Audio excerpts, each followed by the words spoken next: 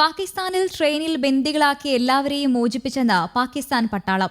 സൈന്യവുമായുള്ള ഏറ്റുമുട്ടലിൽ 33 വിഘടനവാദികൾ കൊല്ലപ്പെട്ടുവെന്നും സൈന്യം അറിയിച്ചു. BLA 21 യാത്രക്കാരെ വധിച്ചെന്നും സൈന്യം പറയുന്നു. ഇക്കഴിഞ്ഞ ദിവസമാണ് ബലൂചിസ്ഥാൻ സായുധ സംഘത്തിന്റെ തട്ടിക്കൊണ്ടുപോകൽ നടന്നത്. ബലൂചിസ്ഥാൻ ലിബറേഷൻ ആർമി പാകിസ്ഥാനിൽ ട്രെയിൻ റാഞ്ചുന്നതിന്റെ ദൃശ്യങ്ങളും പുറത്തു വന്നിട്ടുണ്ട്. BLA തന്നെയാണ് ട്രെയിൻ തട്ടിയെടുക്കുന്നതിന്റെയും യാത്രക്കാരെ ബന്ദിയാക്കുന്നതിന്റെയും വീഡിയോ പുറത്തുവിട്ടത്. ട്രെയിൻ പോകുമ്പോൾ ട്രാക്കിൽ സ്ഫോടനം നടക്കുന്നതും തുടർന്ന് ഒളിഞ്ഞിരുന്ന BLA സായുധ സംഘം ജാഫർ എക്സ്പ്രസ് ട്രെയിനിനടുത്തേക്ക് ഇരച്ചെത്തുന്നതും ദൃശ്യങ്ങളിൽ കാണാം.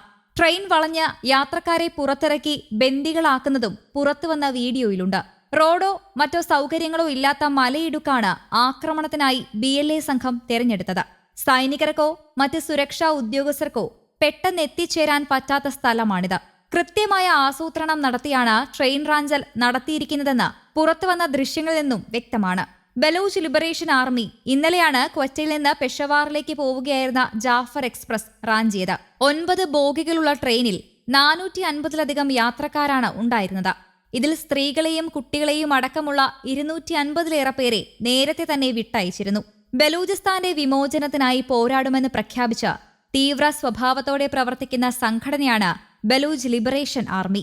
1948 മാർച്ചിൽ പാകിസ്ഥാൻ സർക്കാർ ബലമായി ബലൂച്ച് പിടിച്ചടക്കിയതാണെന്നും മുൻ രാജാവായ കലാത് ഖാനെ ബലം പ്രയോഗിച്ച് കരാർ ഒപ്പുവെപ്പിച്ചാണ് ഈ പ്രദേശം കൈയടക്കിയതെന്നും ബലൂച്ച് ലിബറേഷൻ ആർമി വാദിക്കുന്നു. പതിറ്റാണ്ടുകളായി ബലൂചിസ്ഥാനെ വിമോചിപ്പിക്കുമെന്ന ആവശ്യമുന്നയിച്ച് ആക്രമണങ്ങൾ നടത്തുന്ന ഈ സംഘടനയെ US-ഉം പാകിസ്ഥാനും തീവ്രവാദ സംഘടനകളുടെ പട്ടികയിലാണ് ഉൾപ്പെടുത്തിയിട്ടുള്ളത്.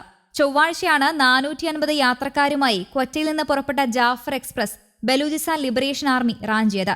ബലൂചിസ്ഥാൻ പ്രവിശ്യയിലെ ബോലാനിലെ ഒരു തുരങ്കത്തിനടുത്തുവെച്ച് റെയിൽപാളം തകർത്താണ് ട്രെയിൻ റാഞ്ചിയത്. ജയിലിലടക്കപ്പെട്ട വിഘടനവാദികളെ വിട്ടയക്കണമെന്നായിരുന്നു BLAയുടെ ആവശ്യം.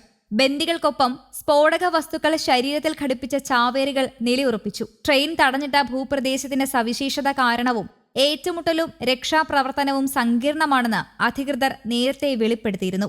കഴിഞ്ഞ വർഷം ഇറാനും പാകിസ്ഥാനും തമ്മിൽ പരസ്പരം തീവ്രവാദ കേന്ദ്രങ്ങൾ സ്ഥാപിക്കുന്നതിനെ ചൊല്ലി നടന്ന പ്രത്യാക്രമണങ്ങളുടെ കേന്ദ്ര ബിന്ദുവും BLA ആയിരുന്നു. ഇത് അയൽക്കാരെ യുദ്ധത്തിലേക്ക് അടുപ്പിച്ചു. പ്രസിഡന്റ് ഷീ ജിൻപിങ്ങിന്റെ ബെൽറ്റ് ആൻഡ് റോഡ് സംരംഭത്തിന്റെ ഭാഗമായ ചൈന പാകിസ്ഥാൻ സാമ്പത്തിക ഇടനാഴിയിൽ ചൈനയുടെ $65 ബില്യൺ നിക്ഷേപത്തിന്റെ ഒരു പ്രധാന ഭാഗമാണ് ബലൂചിസ്ഥാൻ. ലോകത്തിലെ ഏറ്റവും വലിയ സ്വർണ്ണ ചെമ്പ് ഖനികളിൽ ഒന്നാണിതെന്നും വിശ്വസിക്കപ്പെടുന്നു.